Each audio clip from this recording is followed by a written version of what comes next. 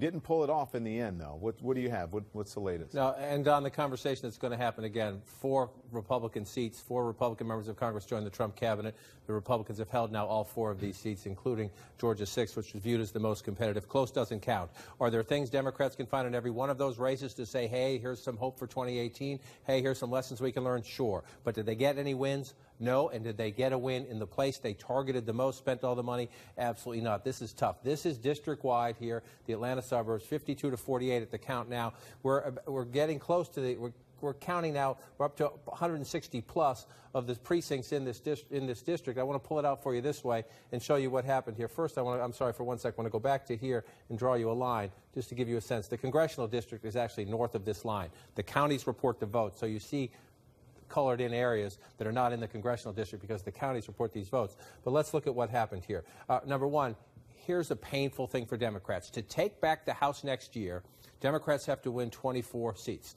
So you have to take away 24 Republican seats, which means you have to go to places where Republican wins and convince Republicans to switch and vote for Democrats. Cobb County is the most conservative, the most Republican part of this district. Jon Ossoff got only 39% of the vote. There's more votes to be counted, Don, but he's at roughly 39%. He needed to be around 43, 44 to have a chance in this part of the district to win the district. Democrats have to ask themselves, how do we get Republicans to vote, especially in a district where Donald Trump performed so poorly, just barely won it.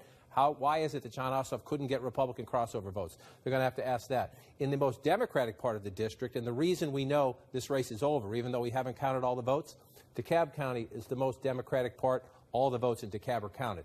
Jon Ossoff did quite well in that county, nearly 60-40, 58 to 42, but there are no more votes there for him to come back. That's why we know, even as we count the final votes, that Karen Handel will win this race. In Fulton County, again, the northern part of Fulton County, the Atlanta suburbs out to the exurbs, 53-47. Strong performance by the Republican candidate, Karen Handel.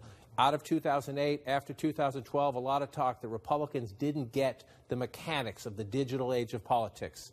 Donald Trump's campaign proved it late. Republicans proved it late in 2016, and Republicans have now proven it again in a competitive area with a lot of money. They can turn out their voters on Election Day and compete in the early voting. That's a painful lesson for Democrats, Don, as we move from these special elections now into the 2018 climate. And I just want to make the button up with what I said before.